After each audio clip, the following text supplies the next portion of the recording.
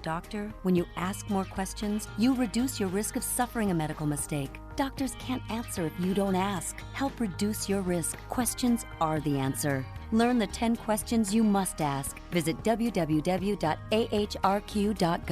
This message brought to you by the U.S. Department of Health and Human Services, the Agency for Healthcare Research and Quality, and the Ad Council.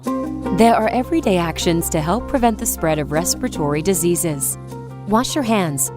Avoid close contact with people who are sick. Avoid touching your eyes, nose, and mouth. Stay home when you are sick. Cover your cough or sneeze. Clean and disinfect frequently touched objects with household cleaning spray. For more information, visit cdc.gov/COVID-19. This message brought to you by the National Association of Broadcasters and this station. And it says here that vision loss to glaucoma can't be restored. I heard that glaucoma is the leading cause of blindness for Hispanics and African Americans. So everyone should get an eye exam at least every 2 years. Especially people over 60.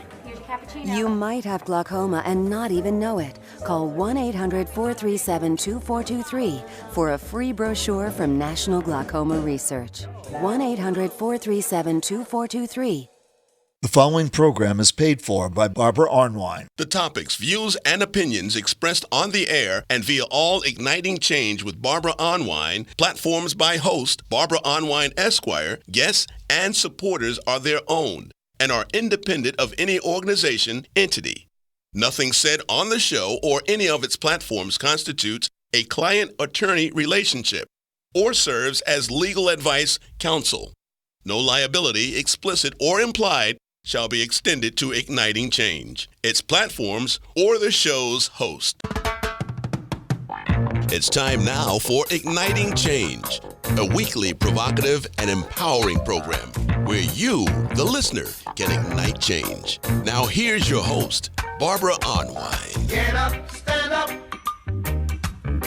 up for your right. All right, everybody. All right. Happy Tuesday. This is Attorney Daryl Jones, the co-host on Igniting Change with Barbara Arnwine. Barbara Arnwine today is in a hearing. She's going to be trying to join us shortly from that hearing if she has the availability. We certainly want her to get her hearing on and wish her the best in the hearing that she's in the middle of. So go get them, Barbara. We look forward, hopefully, to having you join us shortly. But, folks, there has been no loss of time in terms of when the President Trump has gotten into office and all the madness and wildness that we find ourselves in the middle of today.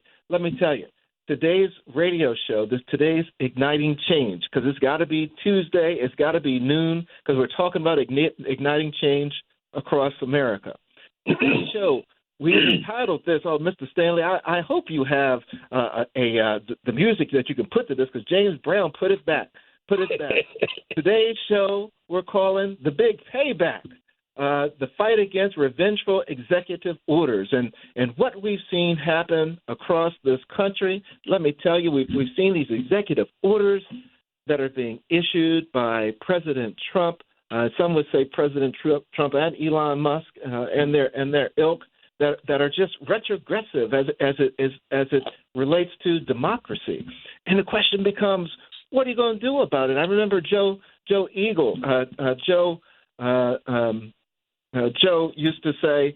Madison used to say, the Black Eagle used to say, what are you going to do about it? You identified the problem, but what are you going to do about it? Well, this show today, we're going to talk about the big payback of what's going on. We knew that when former President Trump at that time, if he got back into office, he had his enemies list and folks that he wanted to come out against and things that he wanted to get back because he felt as though he was wrong. Well, folks, he's there now. And this is the big payback, and this is the fight that we're in that regard. So let's kick this off. We're really excited to have with us I think a top-tier drawer of panelists that are with us. We have the convener of the African American leaders for the state of Maryland. That's all over the place. He is the originator, the convener of the Caucus of African American Leaders. The Caucus of African American Leaders' purpose is to fight for the human rights of African Americans and to create a just society. And Carl Snowden is a noted civil rights activist. He's an author, frequent newspaper guest columnist, former elected official, and a former director of civil rights at the Office of the Attorney General of Maryland. Carl, welcome back to Igniting Change. Well, Daryl, thank you so very much for this particular invitation. It could not be more timely as we're about to observe the anniversary of the assassination of Martin Luther King Jr.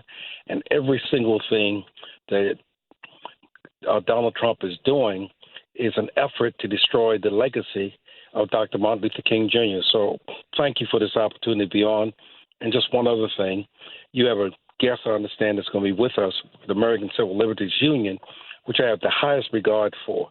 They and the Transformative Justice Coalition have done more than any other groups in the nation to focus attention on the need to protect civil rights and to protect the constitutional rights that we now all enjoy. Yeah, no, you're absolutely right on point. And I always tell folks, if you just sit around for a moment, you'll see this administration putting stuff out that the ACLU, the Transformative Justice Coalition, Black Voters Matters, all those organizations are going to be up in arms about. I think their latest thing is that they're trying to figure out a way to close the National African American Museum in D.C. So there's a lot to talk about what's going on with this administration and the executive orders. And, you perfectly queued up Attorney Veronica Dunlap. And Veronica Dunlap is the Deputy Executive Director of the ACLU of Maryland. Ms. Dunlap works to advance the ACLU of Maryland's broad civil rights and civil liberties agenda and applies a race equity lens for internal operations and external programs. She's the lead strategist for legal policy engagement and communication teams. She also previously served as the Director of Strategic Initiatives for the National Network for Safe Communities. She's a graduate of George Washington University, where she received her Bachelor of Arts degree, and Fordham University School of Law, where she received her Juris Doctor degree and her Master's of Business Administration. So welcome her for her maiden voyage, Veronica Dunlap. Attorney Dunlap, are you there? I am here, and good afternoon. Thank you all for the warm welcome, and I'm excited for this conversation today. All right, and we're really, I'm nipping at the bit. I almost don't even want to introduce the other people, so we can start talking. But let me move on. We also have with us Maykala Myers. My goodness, you talk about a spark. This is the spark. Maykala Myers is the Vice President of the NAACP Pennsylvania State Conference, their Youth and College Division. Maykala is a Youth Commissioner for the City of Philadelphia. She is also the founder and CEO of Stars of Giving, a not-for-profit organization. And she is the youngest, get this, y'all, she is the youngest political strategist and consultant on the East Coast. Maykala, as no surprise to anybody that's familiar with Igniting Change, is a TJC alumni from the Washington, D.C. class of 2024. Welcome back, Maykala. Good afternoon. Thank you so much, Attorney Daryl. It is so nice to, be back with family. Thank you to TJC and Dr. Arnwine for having me. It's always a pleasure. I'm honored to be here today with you all. All right. And thank you so much. And we also have with us today, she's no stranger to Igniting Change. She's no stranger to the Transformative Justice Coalition. Christine Wood is the co-director for the Declaration for American Democracy Coalition. It's a nonpartisan coalition of 260 organizations working to transform and strengthen the U.S. democracy. She's led and supported organizing efforts to advance pro-democracy policies at the federal, state, and local levels.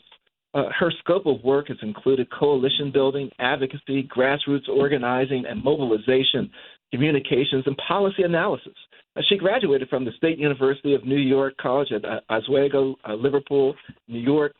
Christine and DFAD have been long-term social justice partners with the Transformative Justice Coalition. Christine, welcome back to Igniting Change. Thanks so much, Daryl. It is great to be back and here with all the amazing speakers that are here to join us today. with so much happening on a daily basis, it's more important than ever that we come together in community in places like this to discuss what's happening and what we can do about it. So I so appreciate you and the work TJC does rounding us in this fight and guiding our path forward.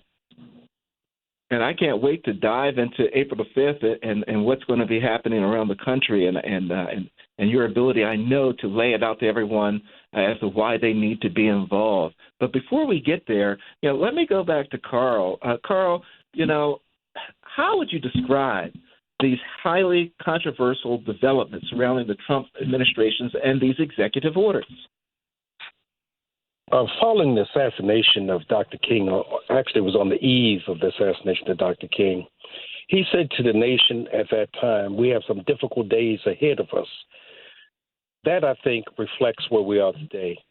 As the Trump administration attempts to erase the history and the gains that have been made by people of color, by women, by other individuals and groups around the nation, it's our responsibility to begin to respond to that challenge.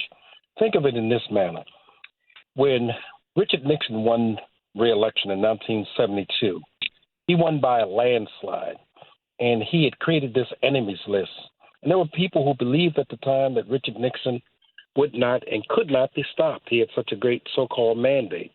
Well, Trump is operating on the same, I think, perception. He believes that he has some huge mandate. And as he implements these various executive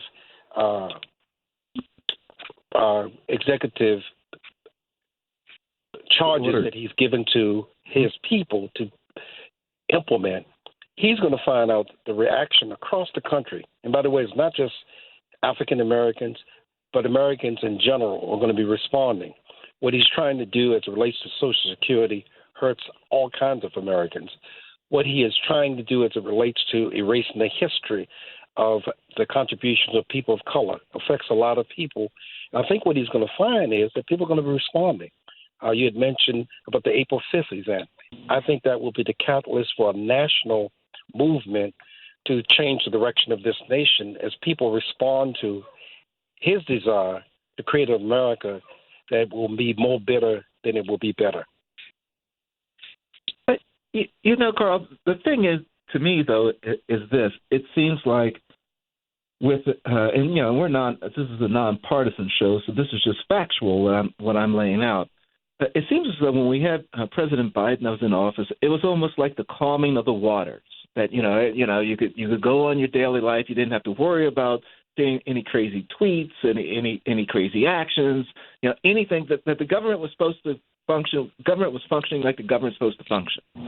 But now it seems like I wouldn't even say every week, maybe every other day.